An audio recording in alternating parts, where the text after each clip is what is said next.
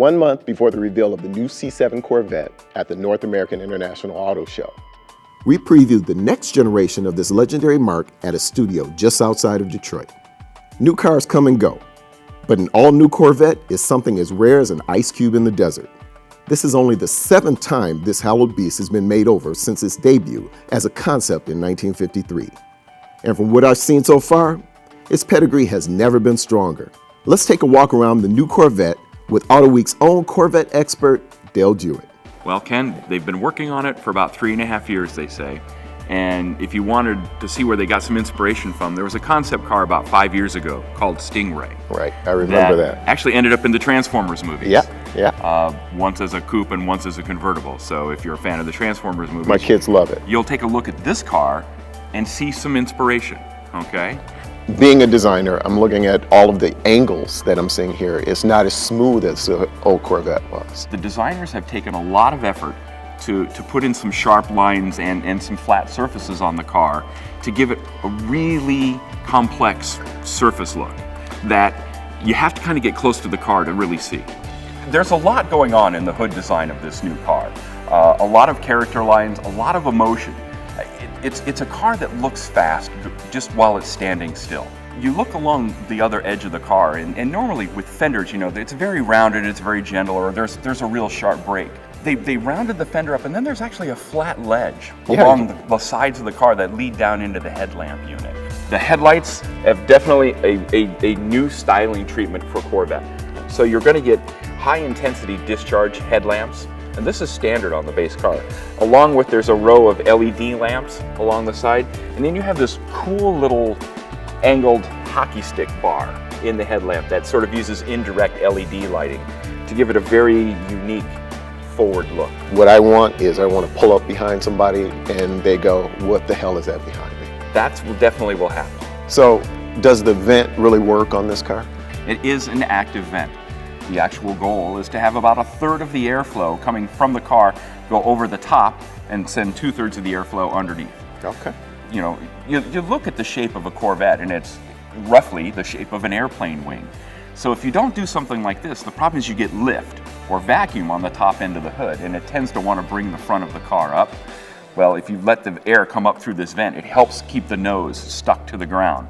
For a car with this level of performance, and owners who love to take that car out on the track, this is a huge difference. The Corvette designers and the Corvette developers went to the Corvette race team and used all their computer software for getting this design, to get airflow up and through the hood, to get airflow through the wheel wells to cool the brake ducts.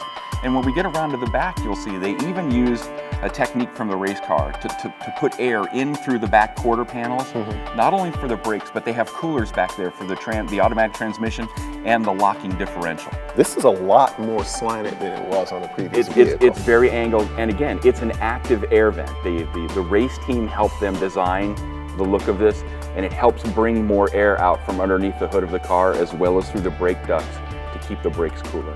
140, 150. Top speed for this car? Yeah, what am I looking at? You're probably looking at a $180, a $190. Yeah, okay. Another aero thing that they worked on really hard were the door mirrors for this car. You'll see, you look at them, they're like, wow, those stick out kind of wide. Well, you know, the Vette sits pretty low on the road, and you know, as a driver, you need to use these mirrors a whole lot to avoid other people who may not be seeing you. One of the things we haven't seen in a long time is this window towards the back. That's true. For 2014, the Corvette gets rear quarter windows. That's a design element that hasn't been seen on the car since 1962. Starting in '63 with the legendary split window coupe. One of the things they wanted to do was enhance the rearward visibility of the car. So instead of the basket handle, you've got now quarter windows that you can actually see out through.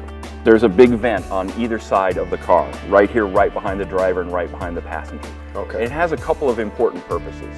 It gets air back down in here so they can cool the brakes. But on high performance versions of the car, with either the automatic transmission or if you choose the Z51 performance package, they actually put a cooler in the back corners of the car. One for the automatic transmission, one for the electronic limited slip differential.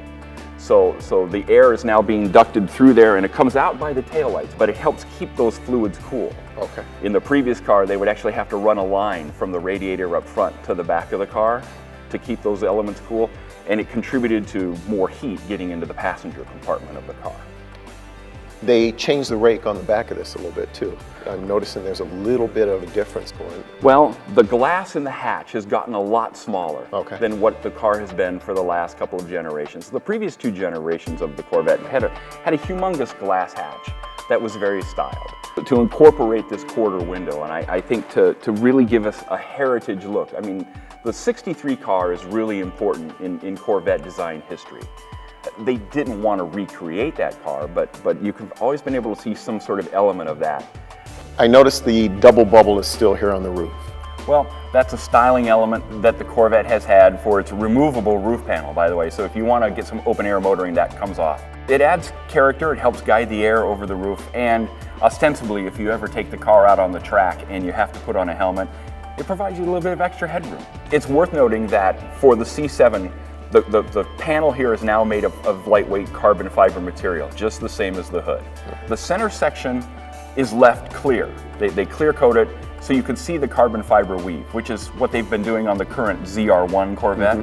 But then they take the time to actually paint the edges of the panel, the body color, so it blends seamlessly into the car and it doesn't look like it's just a chunk of carbon fiber tacked onto the rest of the car. So Dale, in every spy shot we've seen of this car, the back has been heavily camoed. This is probably the biggest, most dramatic change of the entire car. And the first thing you'll note is there are no more 4 round tail lamps, which is a design signature of the Corvette that goes all the way back to the 1963 car. Yes, there are still 4 tail lamp units, but they have more of an octagonal shape to them. Chevy is doing this intentionally. They want to attract a new buyer, a younger buyer to the Corvette family. More importantly, it's more than just taillights, because if you take a close look, there's actually a vent to the side of the taillight, and there's a vent along the bottom edge. We talked earlier about the vents in the rear parts of the car, getting air down to those coolers. That's where that vent, that's where that air comes out of the car. So they're actually active, real vents built into the fascia. They're not just there for looks. These are some badass big exhaust outlets. Okay. You know, the aftermarket has made great business in taking Corvette exhaust systems and beefing them up. Here's a really beefy system coming from the factory, and it's going to have the active exhaust system that GM has been using for the last few years. So, you know, when you get into it, a baffle opens up inside the exhaust and things get louder. Taking it a step further, they actually have a 2-stage system that's going to be available for this new Corvette. And there's even a switch on the dash that will let you lock the system open and be as loud as you can possibly stand whenever you want. So it's going to be loud, but is it going to be fuel efficient? It's going to be very fuel efficient. This car rolls with a new generation of the small block V8 that's going to be more powerful and get you better fuel economy. It's going to use direct fuel injection and variable valve timing. So there will be times when your Corvette is cruising down the highway with a V4 instead of a V8 under the hood. You'll have a choice of a 6-speed automatic transmission or a new 7-speed manual transmission. And in the manual transmission, those top 3 gears are all overdrive gears.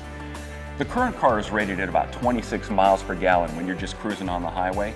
This car will do better than that. I would not be surprised to see it get close to 30 miles per gallon on the highway cruising mode. How is the interior? The interior is completely redone, and for all the criticism that Corvette takes for its interior, there are no analog gauges in this car. There's a giant screen behind the steering wheel, there's a giant screen in the center of the dash. The entire thing is wrapped in either leather with aluminum or some vinyl pieces. This one is definitely a world-class car. So Dale, tell me about this logo. This badge is a historic moniker to the car, and it's actually a key thing for the 2014 Corvette because they're going to bring back the Stingray name. This is a name they haven't used on Corvette since 1976. Okay. Back then it was used as a script.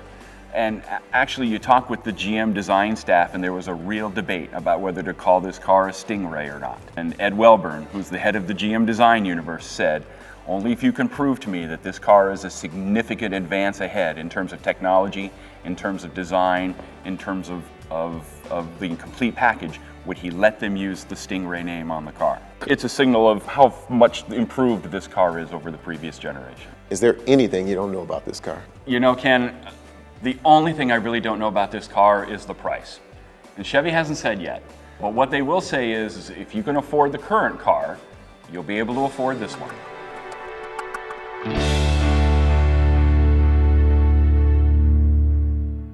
Catch all the latest auto enthusiast news at AutoWeek.com, in AutoWeek Magazine and iPad Edition. Talk with us on Facebook, YouTube, and Twitter at AutoWeek USA.